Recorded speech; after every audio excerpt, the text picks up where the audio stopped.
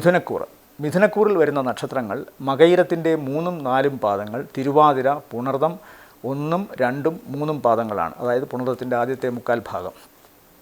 10ൽ വ്യാഴം സഞ്ചരിക്കുന്നുണ്ട്. ഇപ്പോൾ 9ലേക്ക് ശുക്രൻ്റെ പ്രവേശനമുണ്ട്. 23 മുതൽ ശുക്രൻ 9ൽ കയറുന്നത് ശനി തടസ്സപ്പെടുത്തുന്ന ചില ഭാഗ്യങ്ങളെ അനുകൂലമാക്കും. ഓർക്കാപ്പുറത്ത് അവർക്ക് ബന്ധുക്കളിൽ നിന്ന് ഉപഹാരം കിട്ടാം.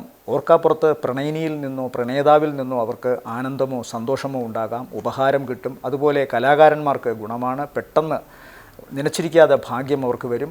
യാത്ര കൊണ്ട് ഗുണം കാണുന്നു. അതുപോലെ വിദേശത്തു നിന്ന് ധനസഹായമോ വിദേശത്തു നിന്ന് മറ്റെന്തെങ്കിലും സന്തോഷകരമായ വാർത്തയോ കേൾക്കാം.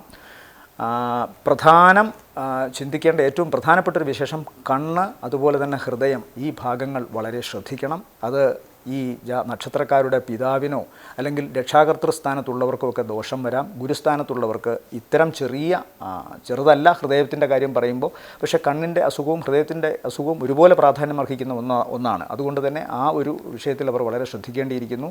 ശിവനെ ധ്യാനിക്കൽ തന്നെയാണ് ഇത്തരം അസുഖങ്ങളിൽ നിന്ന് മാറി നിൽക്കാനുള്ള ഏറ്റവും നല്ല ഉപാധി. അതുപോലെ ചൂടിൻ്റെ ആധിക്യം കൊണ്ടുണ്ടാകുന്ന അസുഖങ്ങൾ, ഡയബറ്റിസ് ഒരു ഉഷ്ണരോഗമായിട്ടാണ് നമുക്ക് അറിവ് കിട്ടിയിട്ടുള്ളത്. അതുകൊണ്ട് തന്നെ ഡയബറ്റിസ് സംബന്ധമായ പ്രശ്നങ്ങൾ അത്തരം രോഗികളിൽ വഷളാകാനുള്ള സാധ്യതയും ഈ ഒരാഴ്ചയുണ്ട്.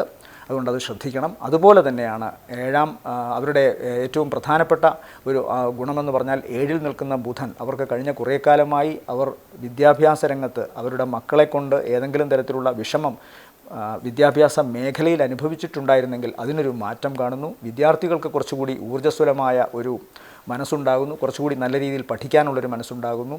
അതുപോലെ തന്നെയാണ് ബന്ധങ്ങളിൽ നിന്ന് ഗുണം. അതായത് ഭാര്യാഭർത്തൃ ബന്ധമല്ല ഉദ്ദേശിക്കുന്നത്, അമ്മ വഴിയോ അമ്മാവൻ വഴിയോ ഒക്കെ വരുന്ന ബന്ധങ്ങളിൽ നിന്ന് ഗുണം കാണുന്നുണ്ട്. അവരിൽ നിന്ന് സഹായം കാണുന്നുണ്ട്. തിരിച്ച് അവരെയും സഹായിക്കുന്ന ഒരവസ്ഥ കാണുന്നുണ്ട്. പൊതുവെ ബന്ധുത്വത്തിന് ഊർജ്ജസ്വലമായ ഒരു അന്തരീക്ഷം കൈവരുന്നതായി കാണാം. മറ്റൊന്ന്, ജോലിയിൽ അവർക്കുണ്ടാകുന്ന ഒരുതരം അംഗീകാരമാണ്. ഏറ്റവും അടുത്ത സഹപ്രവർത്തകരിൽ നിന്നോ അല്ലെങ്കിൽ മേലധികാരികളിൽ നിന്നോ ഒക്കെ അവർക്ക് അനുമോദനങ്ങൾ ഏറ്റുവാങ്ങാൻ സാധിക്കുന്ന ഒരവസരം കൂടിയാണ്. പൊതുവെ ഭാഗ്യം ഉണ്ടാകും. അത് വലിയ നല്ല കാര്യം തന്നെയാണ്.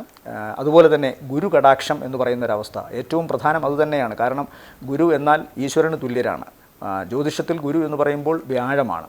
ആ വ്യാഴം 10ൽ നിൽക്കുന്നു. 9ൽ ശുക്രൻ. 2 ആചാര്യന്മാർ ഭാഗ്യസ്ഥാനത്തും തൊഴിൽ മേഖലയിലും പ്രവർത്തന രംഗത്തുമായി നിൽക്കുകയാണ്. അതുകൊണ്ട് സ്വാഭാവികമായും ചെയ്യുന്ന പ്രവർത്തനങ്ങളിൽ, അത് വിദ്യാർത്ഥിയായാൽ പഠനത്തിൻ്റെ കാര്യത്തിൽ, മറ്റു മനുഷ്യരായാൽ പ്രവർത്തിക്കുന്നവരായാൽ അവരുടെ കർമ്മമേഖലയിൽ അനുഗ്രഹമുണ്ടാകും. അതൊരു വലിയ കാര്യം തന്നെയാണ്. ആ അനുഗ്രഹം പണമായി മാറുകയും ചെയ്യും.